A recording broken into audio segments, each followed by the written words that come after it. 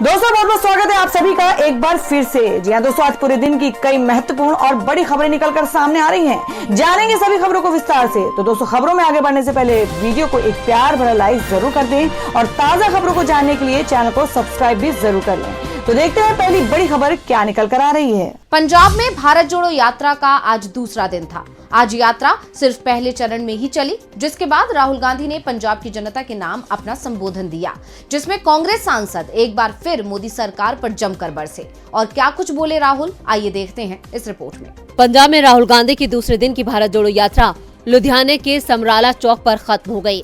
कल लोहड़ी की वजह से पंजाब में यात्रा को एक दिन का विराम दिया गया है। आज जनसभा को संबोधित करते हुए राहुल गांधी ने कहा कि पंजाब मदद करने वालों का राज्य है। यहाँ गुरुओं ने सभी को प्यार करना सिखाया है। राज्य की इंडस्ट्री पर फोकस करते हुए राहुल ने कहा कि लुधियाना को नोटबंदी और गलत जीएसटी ने नुकसान पहुँचाया। आज यात्रा के दौरान राहुल गांधी पर महिलाओं ने फूल बरसाकर उनका स्वागत किया, तो वहीं राहुल ने भी पंजाब के लोगों की तारीफ करते हुए शुक्रिया अदा किया। आज यात्रा के पहले चरण में राहुल के साथ उनके साथ पंजाब प्रदेश कांग्रेस के प्रधान अमरिंदर सिंह राजा वड़िंग, पूर्व मुख्यमंत्री चरणजीत सिंह चन्नी और सांसद रवनीत बिट्टू के अलावा विपक्षी दल के नेता प्रताप सिंह बाजवा भी नजर आए। यात्रा के बाद अब राहुल गांधी दिल्ली लौट आए हैं। कल लोहड़ी की वजह से यात्रा नहीं होगी। अब 14 जनवरी को यात्रा लुधियाना से जालंधर के लिए आगे बढ़ेगी। राहुल ने कहा कि लुधियाना को नोटबंदी और गलत जीएसटी ने नुकसान पहुंचाया। इसके साथ ही राहुल गांधी ने मोदी सरकार की नीतियों पर जमकर निशाना साधा, जिससे सरकार बुरी तरह घिरी हुई है। वैसे घिर तो राजनीतिक दल भी गए हैं चुनाव आयोग की सख्ती के चलते। आज चुनाव आयोग ने सुप्रीम कोर्ट में दायर की गई एक जनहित याचिका पर अपना जवाब दाखिल किया।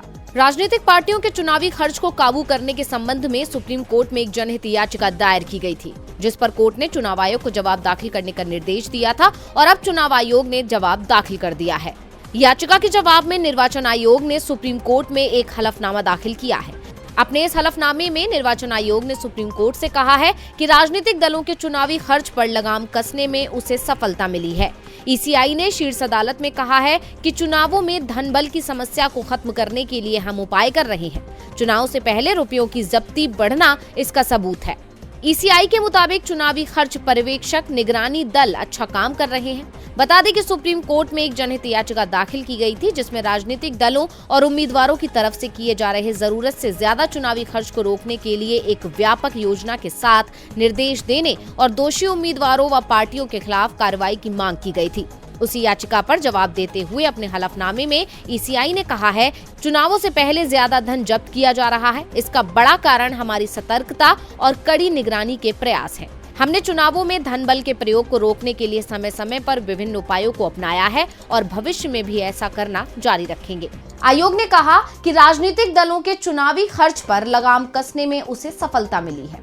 आयोग की सख्तियों से राजनीतिक दलों की मुश्किलें बढ़ने वाली हैं। मुश्किल तो दिल्ली के सीएम केजरीवाल की भी बढ़ गई है, क्योंकि उन्हें रिकवरी नोटिस भेज दिया गया है। आखिर क्या है मामला, क्यों भेजा गया केजरीवाल को नोटिस, देखेंगे रिपोर्ट में। दिल्ली की केजरीवाल सरकार के दिन इस वक्त अच्छे नहीं चल रहे हैं। कभी शराब घोटाले को लेकर सरकार के मंत्री जेल जाते हैं, तो कभी विज्ञापन मामले को लेकर नोटिस थमाया जाता है। उपराज्यपाल के आदेश के बाद मुख्यमंत्री अरविंद केजरीवाल को 164 करोड़ रुपए का रिकवरी नोटिस भेजा गया है। नोटिस में कहा गया है कि आम आदमी पार्टी 10 दिन के अंदर पूरी राशि का भुगतान करे। दावा किया जा रहा है कि अगर आप संयोजक अरविंद केजरीवाल तय समय में राशि का भुगतान करने में नाकाम रहते हैं, तो एलजी के पिछले आदेश के अनुसार कानूनी कार्रवाई की जाएगी। इसके तहत पार्टी की संपत्तियां भी कुर्क की जा सकती हैं। आरोप है कि सरकारी खजाने से 2016-17 में सरकारी विज्ञापनों के नाम पर राजनीतिक विज्ञापन दिए गए। इसे लेकर एलजी वीके सक्सेना ने मुख्य सचिव को सरकारी विज्ञापनों की आड़ में प्रकाशित राजनीतिक विज्ञापनों के लिए आपसे 97 करोड़ वसूलने का निर्देश दिया था, लेकिन उसका भुगतान नहीं किया गया। इस पर जुर्माने के तौर पर 64 करोड़ 31 लाख रुपए का ब्याज लगाया गया, जिसके बाद कुल रकम 163 करोड़ 62 लाख रुपए होती है। अब सीएम केजरीवाल को इस राशि का भुगतान करने का निर्देश दिया गया है।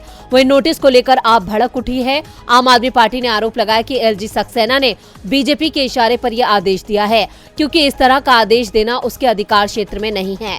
उप मुख्यमंत्री मनीष सिसोदिया ने आरोप लगाया कि बीजेपी आम आदमी पार्टी की सरकार को दबाने के लिए दिल्ली के अधिकारियों पर असंवैधानिक नियंत्रण बनाए रखना चाहती है।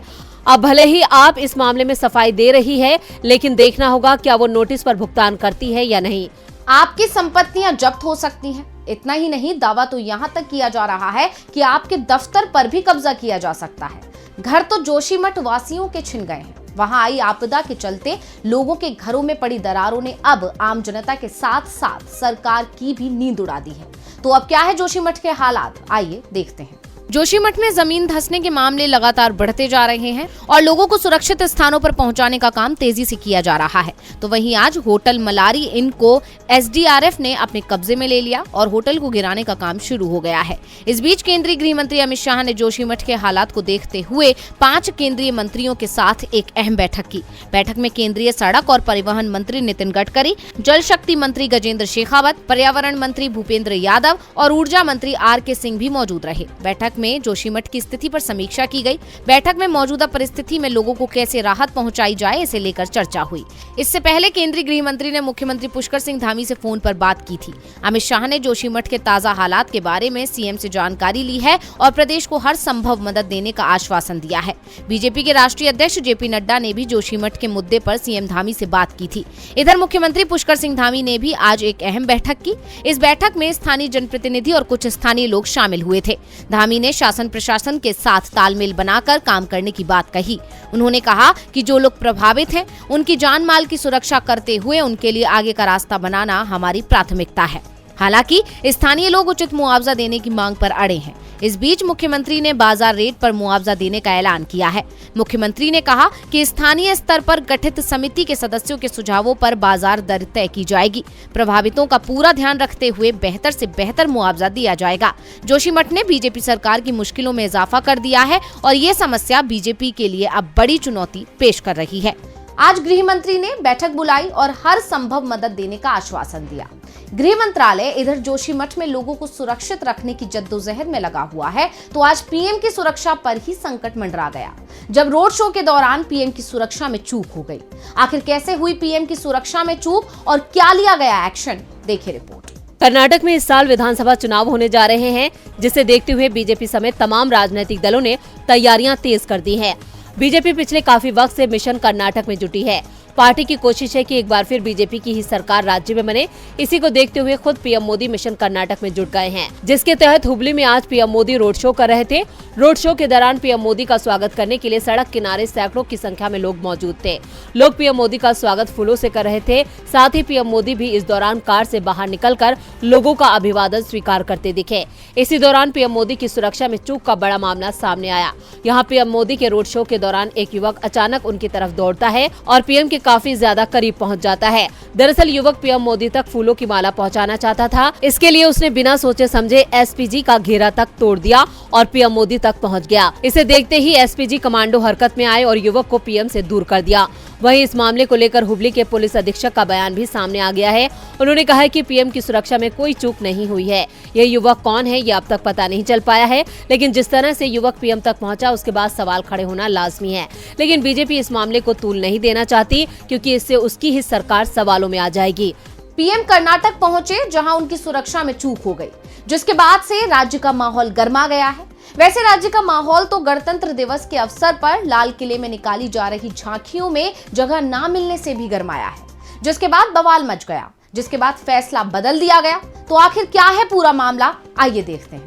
कर्नाटक में जल्द ही विधानसभा चुनाव का बिगुल बजने वाला है, जिसमें बीजेपी जीत के सपने देख रही है, लेकिन चुनाव से पहले उसकी मुश्किलें बढ़ती जा रही हैं। अब विपक्ष ने उसे गणतंत्र दिवस परेड को लेकर घेरा है, जिसके बाद सरकार ने कर्नाटक की झांकी को गणतंत्र दिवस परेड में शामिल करने का फैसला किया है। दरअसल कर्नाटक की झांकी को शामिल न करने के सरकार के फैसले के बाद विवाद गहरा गया था। कांग्रेस ने बसवराज बोम्मई सरकार के खिलाफ कड़ा रुख अपनाया था। पार्टी ने कहा था कि लगातार 13 सालों तक राज्य की संस्कृति को प्रदर्शित करने के बाद कर्नाटक की झांकी को गणतंत्र दिवस परेड से बाहर कर दिया गया।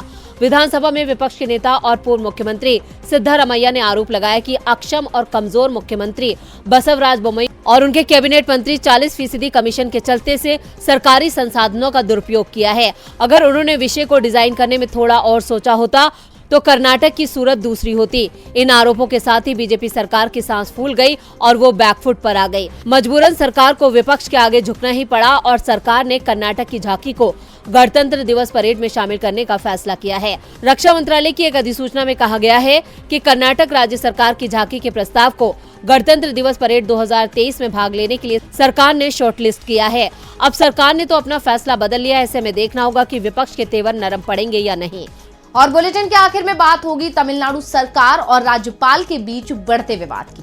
तमिलनाडु के राज्यपाल आर.एन. रवि और मुख्यमंत्री एम.के. स्टालिन के बीच शुरू हुआ विवाद बढ़ता ही जा रहा है। विवाद के चलते राज्यपाल ने विधानसभा का ही बॉयकॉट कर दिया था और अब ये विवाद राष्ट्रपति के दरवाजे तक पहुंच गया है। तो किसने राष्ट्रपति से की शिकायत और क्या है पूरा मामला, देखिए रिपोर्ट में। तमिलनाडु में सरकार बनाम राज्यपाल की लड़ाई अब सड़क पर आ चुकी है। राज्य की डीएमके सरकार राज्यपाल पर सरकार के काम में बाधा डालने का आरोप लगा रही है। राज्यपाल पर आरोप लगाते हुए डीएमके सांसद टी.आर. बालू ने कहा कि राज्यपाल विधानसभा से पास विधेयकों को ना तो लौटा रहे हैं और ना ही उन्हें मंजूरी दे रहे हैं।